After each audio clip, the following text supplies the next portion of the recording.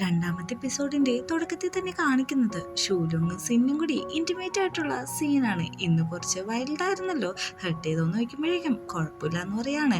അങ്ങനെ നമ്മുടെ ഷൂലോങ് ആണെങ്കിൽ സ്മോക്ക് ചെയ്യാനിരിക്കുന്നുണ്ട്. അവനെടുക്കുന്ന സിഗരറ്റ് ആണെങ്കിൽ നമ്മുടെ ഫാൻ കൊടുത്തതും അതെങ്ങനെയാണ് അവന്റെ പോക്കറ്റിൽ വന്നതെന്നാണ് നമ്മളെ കാണിക്കുന്നത്. തലേ ദിവസത്തെ ഡിന്നർ മീറ്റിങ്ങിന് ചെന്നപ്പോഴേക്കും നമ്മുടെ ഫാൻ തന്നെയാണ് ഒരു സിഗരറ്റ് എടുത്ത് കത്തിച്ചിട്ട് അത് ഷൂലോങ്ങിന്റെ കയ്യിലേക്ക് കൊടുത്തത്. അവനാണെങ്കിൽ അത് മേടിച്ച് വലിക്കുന്നുണ്ട്. അത് ഇഷ്ടപ്പെട്ട രീതിയിലാണ് അവൻ അവിടെ ഇരിക്കുന്നത്. നിനക്കിത് ഇഷ്ടമായോ എന്ന് ചോദിക്കുമ്പോഴേക്കും പയ്യെ പയ്യെ ഇത് ഇഷ്ടപ്പെട്ട് തുടങ്ങുന്നു. ഇത് നല്ല അഡിക്റ്റീവ് ആണെന്നും കൂടി നമ്മുടെ ഷൂലോങ് പറയുന്നുണ്ട്. അന്ന് നീ ഇത് വെച്ചോ, ഇത് കുറച്ചധികം ഉണ്ടെന്ന് പറഞ്ഞിട്ട് ആ പാക്കറ്റ് നമ്മുടെ ഫാൻ ഷൂലോങ്ങിന് കൊടുക്കുന്നുണ്ട്. ആ കാര്യം അവൻ മനസ്സിലാലോചിച്ചിട്ടാണ് അതവിടെ നിന്ന് വലിച്ചുകൊണ്ടിരിക്കുന്നത്. പെട്ടെന്ന് തന്നെ അവൻ സിന്ന് ചോദിക്കുന്നുണ്ട്, എടാ ഇന്നത്തെ ദിവസം മറന്നു, ഇതാ ഞാൻ നിനക്ക് ഗിഫ്റ്റൊക്കെ കൊണ്ടുവന്നിട്ടുണ്ട്, എൻ്റെ പ്രസൻറ്റ് എന്നത് എന്ത് ഇന്ന് വല്ല ആനിവേഴ്സറി ആണോന്ന് ചോദിക്കുന്നുണ്ട്. ഞാൻ ചുമ്മാ അറിഞ്ഞാണ്, ഈ ഗിഫ്റ്റ് ഞാൻ നിനക്ക് വേണ്ടി മേടിച്ചതാണ്. ഇതൊരു എക്സ്പെൻസീവ് ആയിട്ടുള്ള സീറോ ആണ്, ഇത് മേടിക്കാൻ എനിക്ക് കാശ് കിട്ടിയത് ഇന്ന് ഞാനൊരു മോഡലായിട്ട് പോയായിരുന്നു. 1 മാസം കിട്ടേണ്ട പൈസ എനിക്ക് 3 മണിക്കൂറിനുള്ളിൽ കിട്ടിയെന്ന് പറയുന്നുണ്ട്. പെട്ടെന്ന് തന്നെ നമ്മുടെ ഷൂലോങ്ങിൻ്റെ മുഖം മാറുമ്പോഴേക്കും നിനക്കിതിൽ വല്ല ബുദ്ധിമുട്ടുണ്ടോ എന്ന് നോക്കുമ്പോൾ അതെല്ലാം നിൻ്റെ ചോയ്സാണെന്നാണ് പറയുന്നത്. അങ്ങനെ നമ്മുടെ ഷൂലോങ്ങിൻ്റെ ബോയ് ഫ്രണ്ട് സിന്നാണെങ്കിൽ ഒരു പാർട്ടിക്ക് പോയേക്കാണ്. ഈ പാർട്ടി എന്താണെന്ന് വെച്ചിട്ടുണ്ടെങ്കിൽ ഇവർക്ക് മുമ്പേ ഇങ്ങോട്ട് വന്ന ചൈനീസ് ആൾക്കാർ നടത്തുന്ന ഒരു പാർട്ടിയാണ്. അവനതിൽ പോകാൻ വലിയ താല്പര്യമൊന്നും ഉണ്ടായില്ലായിരുന്നു. രാവിലെ എണീറ്റപ്പോഴേക്കും നമ്മുടെ ഷൂലോങ് ആണെങ്കിൽ ഫുഡും കാര്യങ്ങളെല്ലാം ഉണ്ടാക്കി വെച്ചിട്ടുണ്ട്. പിന്നെ അവിടെ ഒരു ക്രെഡിറ്റ് കാർഡും കൂടി വെച്ചിട്ടുണ്ട്. അവിടെ ഇരിക്കുന്നവരെല്ലാവരും നമ്മുടെ സിന്നിനെ കളിയാക്കാണ്. നിന്നെ എന്താണ് നിന്റെ ബോയ് ഫ്രണ്ട് നല്ല രീതിക്ക് നോക്കാത്തതെന്നൊക്കെ ചോദിക്കുമ്പോഴേക്കും എനിക്കെൻ്റെ ആവശ്യമില്ല, എനിക്ക് എന്നെ തന്നെ നോക്കാനായിട്ട് എൻ്റെ ഈ പൈസ ഉണ്ടെന്നൊക്കെ അവൻ പറയുന്നുണ്ട്.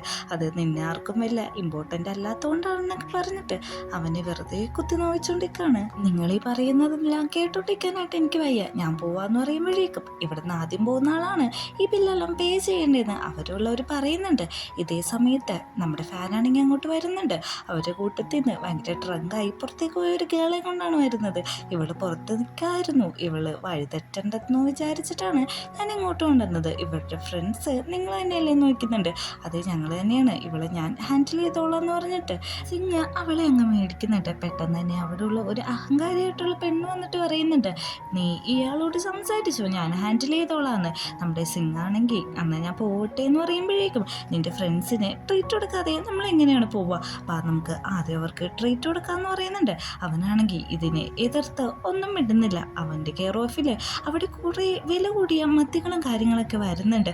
ഇതെല്ലാം കണ്ടിട്ട് ബാക്കിയുള്ളവർ ഭയങ്കരമായിട്ട് ഇമ്പ്രസ് ആവുന്നുണ്ട്. എന്നാൽ ശരി, നമുക്കെന്നാൽ എല്ലാവർക്കും കൂടി ഡ്രിങ്ക് ചെയ്യാന്ന് പറഞ്ഞിട്ട് എല്ലാവരും ജീസ് പറഞ്ഞിട്ട് ഡ്രിങ്ക് ചെയ്യാണ്. അവിടെ ഇരിക്കുന്ന ആൾക്കാർക്ക് എല്ലാവർക്കും നമ്മുടെ ഫാനിനെ കണ്ടിട്ട് ഭയങ്കരമായിട്ട് റെസ്പെക്റ്റും കാര്യങ്ങളൊക്കെ തോന്നുന്നുണ്ട്. നമ്മുടെ സിംഗ് ആണെങ്കിലും ഇത്തിരി മറന്ന് അവൻ്റെ ഒപ്പം തന്നെ ഡ്രിങ്ക് ചെയ്യുന്നുണ്ട്. അങ്ങനെ പോവാനായിട്ട് സിൻ പുറത്തേക്ക് ഇറങ്ങുമ്പോഴേക്കും സിൻസിൻ എന്നുള്ളൊരു വിളി കേൾക്കും. നമ്മുടെ ഷൂലോങ് വിളിക്കുന്ന പോലെ തന്നെയാണ് ഫാനും വിളിക്കുന്നത്. അവൻ്റെ അടുത്തേക്ക് വന്നിട്ട് പറയും, നീ എന്ത് ഇതുവരെ പോയില്ലെന്ന് വെച്ചപ്പോൾ നിനക്ക് വേണ്ടിയിട്ട് ഞാൻ വെയിറ്റ് ചെയ്തിരിക്കായിരുന്നു, ഞാൻ കൊണ്ട് ഡ്രോപ്പ് ചെയ്യട്ടെ എന്ന് വയ്ക്കുന്നുണ്ട്.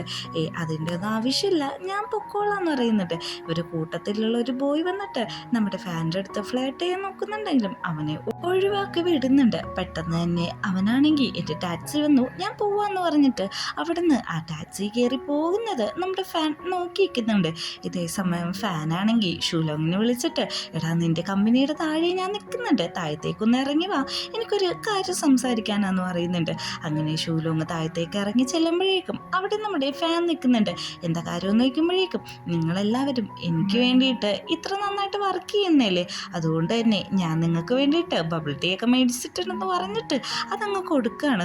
ഓ സോറി, ഞാനിങ്ങനെ സ്വീറ്റായിട്ടുള്ള കാര്യങ്ങളൊന്നും കഴിക്കാറില്ലെന്ന് പറയുന്നുണ്ട്. ഇതൊരു ഫേമസ് ആയിട്ടുള്ള റെസ്റ്റോറൻറ്റിൽ നിന്നാണ് വാങ്ങിച്ചതെന്ന് പറയുമ്പോഴേക്കും അവനൊന്നും മിണ്ടുന്നില്ല. ഷൂലോങ്ങിന് അപ്പോൾ ഒരു കോള് വരാണ്. ഈ കോൾ അറ്റൻഡ് ചെയ്തിട്ട് വരാമെന്ന് പറഞ്ഞിട്ട് അവൻ കോൾ എടുക്കുന്നുണ്ട്. വേറെ ആരല്ല, സിൻസിങ്ങാണ് വിളിച്ചേക്കുന്നത്. അവനാണെങ്കിൽ ഡ്രങ്കഡ് ആയതുകൊണ്ട് തന്നെ നന്നായിട്ട് റൊമാൻറ്റിക് ആണ്. നീ ഇപ്പോഴാ വരുന്നത്, ഞാൻ ഞാൻ നിന്നെ ഒത്തിരി മിസ് ചെയ്യുന്നൊക്കെ നമ്മുടെ സിംഗ് പറയുന്നുണ്ട്. ഞാൻ പെട്ടെന്ന് തന്നെ വരാം, പെട്ടെന്ന് നീ കിടന്നോളാനൊക്കെ അവനും പറയുന്നുണ്ട്. ഇതെല്ലാം കണ്ടിട്ട് ഫാനാണെങ്കിൽ ദേഷ്യം വരുന്നുണ്ട്. അവനാണെങ്കിൽ പറയുന്നുണ്ട്, നിന്റെ ഗേൾ ഫ്രണ്ടിനെ വീട്ടിൽ ഒറ്റയ്ക്ക് എടുത്തിട്ട് വരാനായിട്ട് നിനക്ക് ഇത്ര ധൈര്യം വേറെ ആരെങ്കിലും കൊത്തിക്കൊണ്ട് പോവില്ലെന്ന്. അതിൻ്റെ ഒന്നും ആവശ്യമില്ല. അങ്ങനെ പോവുകയാണെങ്കിൽ തന്നെ ആ ഫൗണ്ടേഷൻ കറക്റ്റ് അല്ലാത്തതുകൊണ്ടല്ലേ പോകുന്നതെന്ന് ചോദിക്കുന്നുണ്ട്. നീ എന്നെയായിട്ടുള്ള റിലേഷൻഷിപ്പും ഒരേപോലെയല്ലേ എന്ന് ചോദിക്കുന്നുണ്ട്. അതായത് നിന്റെ ലവറായിട്ടുള്ളേ അങ്ങനെയൊന്നുമല്ല, അതെൻ്റെ പാർട്ട്ണറും നീ എൻ്റെ ഒരു കൊളീഗ് മാത്രമെന്ന് പറയുന്നുണ്ട്. പിറ്റേ ദിവസമാണെങ്കിൽ നമ്മുടെ ഷൂലോങ്ങിന് കിട്ടുന്ന ഇന്റേൺഷിപ്പും കാര്യങ്ങളും റിവാർഡ്സും എല്ലാം നമ്മുടെ ഫാനാണെങ്കിൽ തടഞ്ഞു വെച്ചേക്കാണ്. കാരണം ഇതിന് വേണ്ടിയിട്ട് ഷൂലോങ് ഒന്ന് കോൾ ചെയ്യണം. ഷൂലോങ് ആണെങ്കിൽ അതിന് വിളിച്ചിട്ടും കൂടിയില്ല. അതാണ് അവൻ അതൊക്കെ ഹോൾഡ് ചെയ്ത് വെച്ചിരിക്കുന്നത്. ഇതേ സമയം ഒരു പ്രൊഫസർ അവിടെ വരുന്നുണ്ട്. ഒരു പ്രൊജക്റ്റിന് വേണ്ടിയിട്ട് ഇൻവെസ്റ്റ് ചെയ്യാൻ വേണ്ടിയിട്ടുള്ള കാര്യങ്ങളാണ് പറയുന്നത്. ഒരു മാഗസിൻ കൊടുക്കുന്നുണ്ട്. അതിൽ ഷൂലോങ്ങിൻ്റെ പിക്ചർ ഉണ്ട്. ഇതെന്താന്ന് നോക്കുമ്പോഴേക്കും ഞാൻ പണ്ടൊരു പ്രൊജക്റ്റ് ചെയ്തായിരുന്നു, അതിൽ എൻ്റെ സ്റ്റുഡൻസ് ആണ് ഇവരെന്ന് പറയുന്നുണ്ട്. അതിൽ നിന്ന് ഷൂലോങ്ങിൻ്റെ ഫോട്ടോ മാത്രം വെട്ടിയെടുത്തിട്ട് നീ ചിരിക്കുമ്പോൾ ക്യൂട്ടാന്നും പറയുന്നുണ്ട്. ഇനി നമുക്ക് അടുത്തൊരു ക്യാരക്ടറിനെ പരിചയപ്പെടാം. ഇവൻ്റെ പേരാണ് ഉവ്വ. ഇവനാണെങ്കിൽ നമ്മുടെ ഫാനിൻ്റെ ബെസ്റ്റ് ഫ്രണ്ടാണ്. ഇവനെ കാണുമ്പോൾ തന്നെ പറയുന്നുണ്ട്, നിന്നോട് തല്ലുപിടിക്കാതെ ഒരു ദിവസം പോലും എനിക്ക് ഉറങ്ങാൻ പറ്റുന്നില്ലെന്ന്. പോകുന്ന വഴിക്ക് നമ്മുടെ ഷൂലോങ് വിളിക്കുന്നുണ്ടെങ്കിലും അവൻ ആ കോളൊന്നും അറ്റൻഡ് ചെയ്യുന്നില്ല. പെട്ടെന്ന് എടുത്തിട്ട് അറ്റൻഡ് ചെയ്തിട്ട് പറയാണ്, ഇന്നൊരു പാർട്ടി ഉണ്ട്, അതേ വെച്ച് കാണാം, കാരണം ഞാൻ ഭയങ്കര ബിസിയാണ്. അങ്ങനെ നമ്മുടെ ഹൂയേനെ കൊണ്ട് പോകുന്നത് ഒരു പാർട്ടിക്കാണ്. അവന് വന്നപ്പോൾ തന്നെ ഒരു പാർട്ടി അറ്റൻഡ് ചെയ്യണമെന്നുള്ള ആഗ്രഹം കൊണ്ടാണ് അങ്ങോട്ട് വന്നിരിക്കുന്നത്. ഷൂലോങ് കുറേ നേരം വെയിറ്റ് ചെയ്യുന്നുണ്ട്. ഒരു പരിപാടി ഇല്ലെങ്കിലും നമ്മുടെ ഫാനാണെങ്കിൽ കുറേ ബിസിയാണെന്നുള്ള പോലെയൊക്കെ കാണിക്കുന്നുണ്ട്. അത് കുഴപ്പമില്ല, നിങ്ങളൊരു ബിസി ആയിട്ടുള്ള മാനല്ലേ, എനിക്കത് മനസ്സിലാവുമെന്ന് പറയുന്നുണ്ട്. അങ്ങനെ ഇരിക്കുമ്പോഴാണ് നമ്മുടെ ഷൂലോങ്ങിനെ കൊണ്ടുപോയിട്ട് ഒരു മെഡിക്കൽ റെപ്രസെൻറ്റേറ്റീവിനെ കാണിക്കുന്നത്. നിന്റെ ജോലിയും ഇവൻ്റെ ജോലിയൊക്കെ ഏകദേശം സെയിം ആയതുകൊണ്ട് തന്നെ നിങ്ങൾക്ക് തമ്മിലുള്ള ബന്ധം നല്ലതായിരിക്കുമെന്ന് നമ്മുടെ ഫാൻ പറയുന്നുണ്ട്. എന്നാൽ നിങ്ങൾ സംസാരിച്ചേക്ക്, ഞാൻ കുറച്ച് കഴിഞ്ഞിട്ട് വരാമെന്ന് പറഞ്ഞിട്ട് നമ്മുടെ ഷൂലോങ് ആണെങ്കിൽ റെസ്റ്റ് റൂമിട്ട് പോകാണ്. ഇത് കാണുന്ന നമ്മുടെ ഹൂ എന്ന് പറയുന്നുണ്ട്, ഇവൻ്റെ മേത്ത് നീ ശരിക്കും ഇൻട്രസ്റ്റഡ് ആണോ, നല്ല ബോറാണ് കേട്ടോ ഇവന്ന്. അങ്ങനെ നമ്മുടെ ഷൂലോങ് പുറത്ത് നിൽക്കുമ്പോഴേക്കും രണ്ട് പയ്യന്മാരാണെങ്കിൽ ഡ്രഗ്സ് ഒക്കെ ആഡ് ചെയ്തിട്ടുണ്ടെന്ന് പറഞ്ഞുകൊണ്ട് പോകുന്നത് നമ്മുടെ ഷൂലോങ് ഒന്ന് ശ്രദ്ധിക്കുന്നുണ്ട്.